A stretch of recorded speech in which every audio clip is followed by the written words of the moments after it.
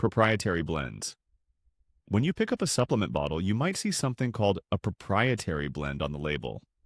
This is a listing where the company groups several ingredients together under one total weight, but they don't tell you how much of each individual ingredient is actually in there. They'll say something like energy matrix, 500 milligrams, and then list 5 different compounds underneath. The problem is that 500 milligrams total could mean almost anything. Maybe there's 490 milligrams of the cheapest filler and only 2 milligrams each of the ingredients that actually work. Companies use this trick because it lets them put impressive-sounding ingredients on the label without using effective doses. They can claim their formula contains powerful compounds while spending almost nothing on the stuff that matters. When you see a proprietary blend, you're basically buying blind. You have no way to know if you're getting therapeutic amounts or just dust. Always look for supplements that list exact amounts for each ingredient.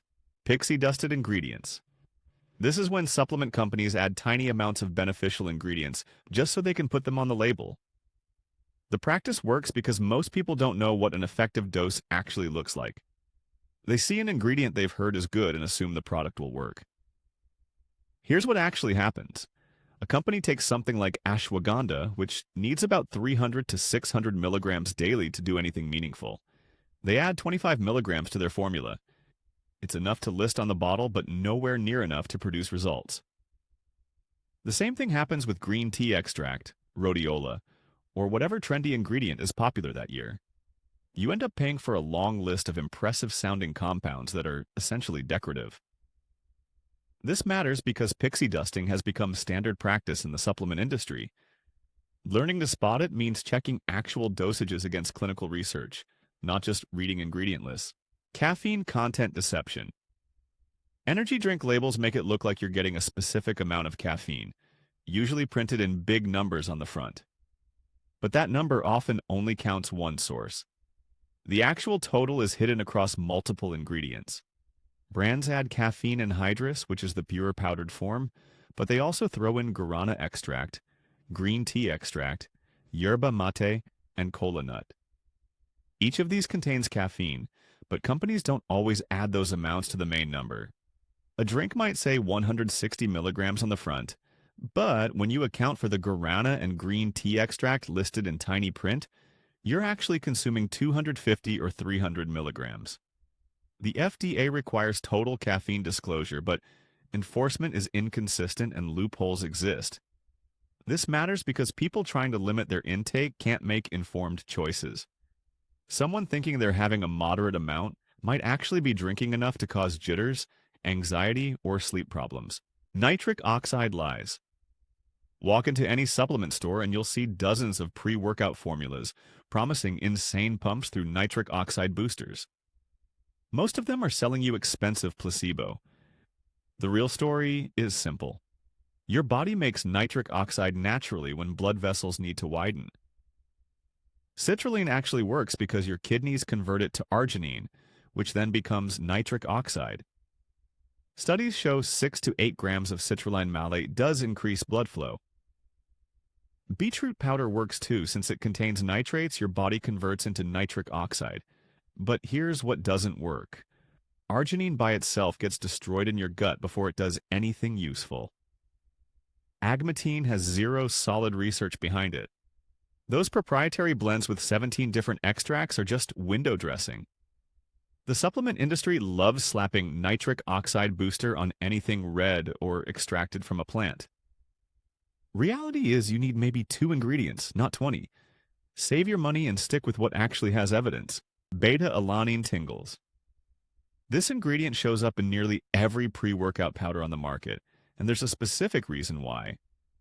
When you take beta-alanine, it triggers a harmless tingling sensation under your skin called paresthesia. Your face might flush, your arms might prickle, and you'll feel something happening within minutes. Companies know this creates a powerful psychological effect. You drink the powder, you feel the tingles, and your brain connects those sensations with the product working. The truth is, beta-alanine does have legitimate performance benefits, but only at specific doses taken consistently over weeks. The tingling happens immediately regardless of dose or effectiveness. Supplement makers exploit this by loading up products with beta-alanine to guarantee you feel something, even when other ingredients are underdosed or missing entirely. The tingle becomes proof of potency in your mind, whether the formula actually delivers results or not. It's a sensory marketing trick disguised as a performance ingredient. Creatine form scams. Walk into any supplement store and you'll see creatine hydrochloride, creatine ethyl ester, buffered creatine, and a dozen other fancy versions. They all claim to be better absorbed or more effective than regular creatine monohydrate. The truth is simpler than the marketing suggests. Creatine monohydrate has been studied for decades and consistently shows it works. These alternative forms usually have little to no research backing them up, and when studies do exist, they rarely show any advantage over monohydrate. Companies create new forms because they can charge more money for something that sounds advanced. The actual differences in absorption or effectiveness are minimal at best. Monohydrate is cheap, well-researched, and effective. It's been the standard since the 1990s for good reason. When you see exotic creatine forms with premium price tags, you're mostly paying for marketing. Stick with monohydrate unless you have a specific reason not to. Focus blend tricks. Supplement companies love to pack their products with exotic-sounding nootropics and focus ingredients that look impressive on the label. You'll see things like alpha-GPC, L-theanine, or rhodiola rosea, listed alongside a dozen other compounds with scientific names. The problem is that most of these ingredients show up in tiny amounts, often just a fraction of what research studies actually use to see any effect. A study might use 300 milligrams of an ingredient to demonstrate benefits, but the supplement only includes 25 milligrams.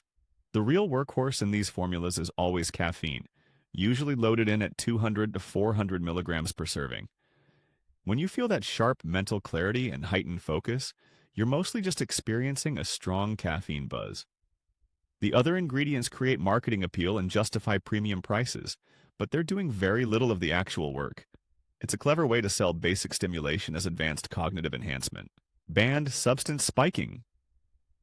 Some supplement makers add powerful stimulants to their products without putting them on the label. They do this to make the product feel stronger and more effective than it actually should be.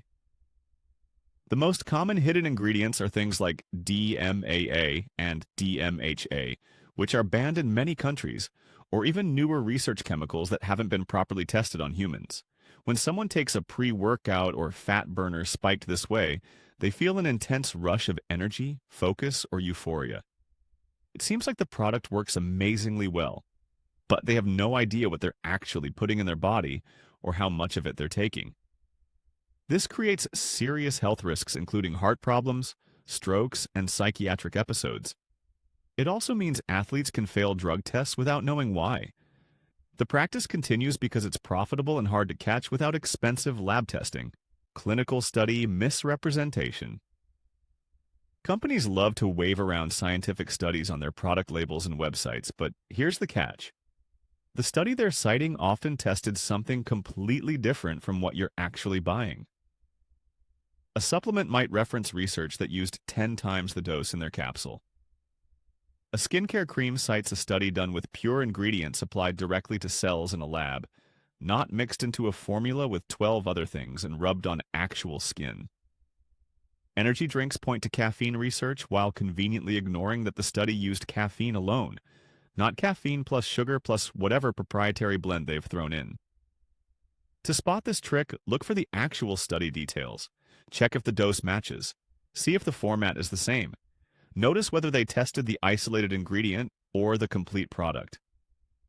Most brands hope you'll just see clinically proven and move on. Understanding this gap between research and reality helps you see past the scientific-sounding smokescreen. Serving size manipulation. Companies play games with serving sizes to make their products look better than they actually are. The trick works in two directions. First, they might shrink the serving size on the nutrition label, so the calories, sugar, and sodium numbers look smaller. A bag of chips that any normal person would eat in one sitting gets divided into 2.5 servings, making it seem healthier than it is. Second, they do the opposite with things like protein powder or cleaning concentrate. They'll claim a container has 50 servings when you'd realistically use 3 times that amount per use. This makes the per-serving cost look incredibly cheap, even though you'll run out much faster than expected. The math always favors making the sale. You see this everywhere, from food to laundry detergent to shampoo. It matters because you're comparing products based on misleading numbers, which means you're not actually getting the value or health profile you think you're paying for.